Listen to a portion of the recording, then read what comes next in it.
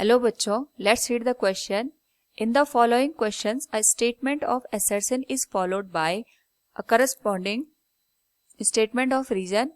Of the following statement, choose the correct one. 4 options are here.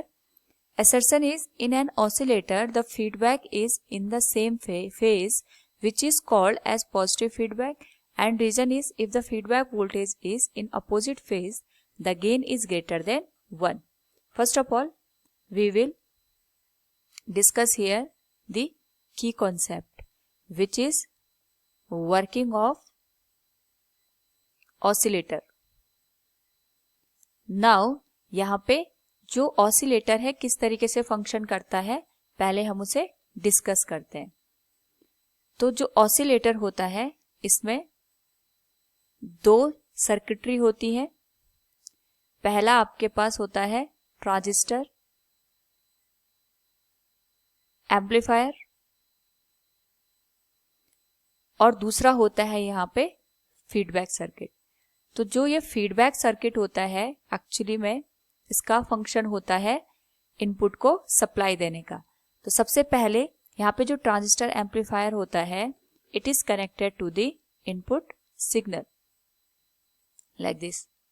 यहाँ पे transistor में कुछ प्रोसेसिंग होगी, उसके बाद यहाँ पे हमें आउटपुट सिग्नल मिलता है. ये हो गया इनपुट सिग्नल, ये हो गया हमारा आउटपुट सिग्नल. अब इसी आउटपुट सिग्नल में से हम कुछ पोर्शन यहां से लेकर के फीडबैक सर्किट को सप्लाई करा देते हैं.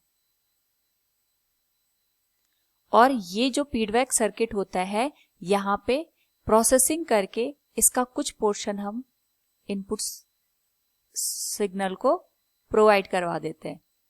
तो इस तरीके से हमारा ऑसिलेटर फंक्शन करता है. लेकिन इस पर्टिकुलर केस में हमें दो बातें ध्यान रखनी पड़ेगी. पहला, इफ इनपुट सिग्नल इज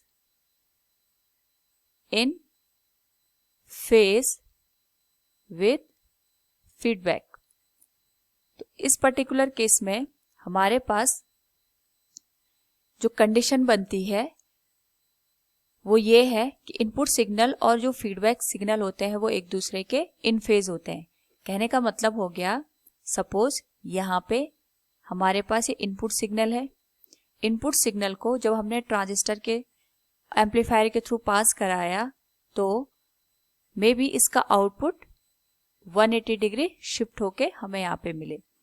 अब इसी 180 डिग्री के जो सिग्नल है इसको हमने वापस इस फीडबैक सिग्नल को प्रोवाइड करवाया और यहाँ पे हमने इस तरीके से सर्किट को अरेंज किया कि अगेन यहाँ पे इसमें 180 डिग्री का शिफ्ट हो गया और हमें जो फीडबैक के बाद यहाँ पे सिग्नल मिलता है वो कुछ इस तरीके से मिल गया. तो आप देखोगे यहाँ पे जो सिग्नल है और यहाँ पे जो सिग्नल है दोनों के बीच में 0 डिग्री का फेज है या 360 डिग्री का फेज आ गया.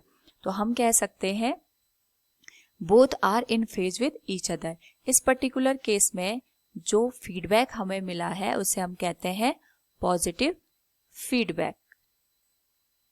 सेकंड, यहां पे अगर हम बात करते हैं सेम कंडीशन में लेकिन थोड़ा सा चेंजेस यहां पे आएंगे.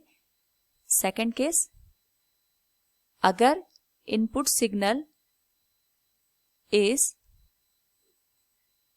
आउट ऑफ फेज और अपोजिट फेज विथ फीडबैक, तो उस पर्टिकुलर केस में यहाँ पे ये इनपुट सिग्नल हो गया.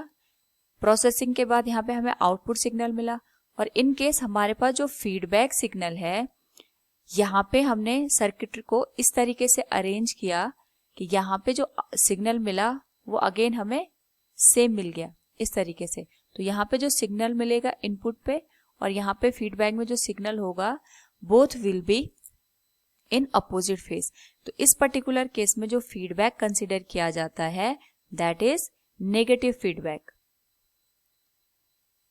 तो जो पॉजिटिव फीडबैक होता है उसमें जो ऑसिलेटर होता है वो गेन को इंक्रीज करने का काम करता है. वहां पे जो गेन की वैल्यू है वो इंक्रीज होती है. लेकिन अगर हम यहाँ पे नेगेटिव फीडबैक की बात करेंगे तो जो गेन होगा, चाहे हम वोल्टेज की बात करें यहाँ पे तो वो जो गेन होगा यहाँ पे ये रिड्यूस हो जाता है।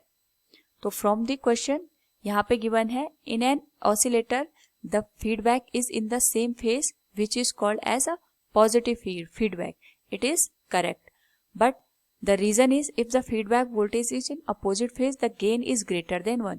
यहाँ पे जो गेन की वैल्यू होगी अगर हम नेगेटिव फीडबैक की बात करें वो रिड्यूस हो जाता है, और इस रिडक्शन की अगर हम बात करें this will be less than 1।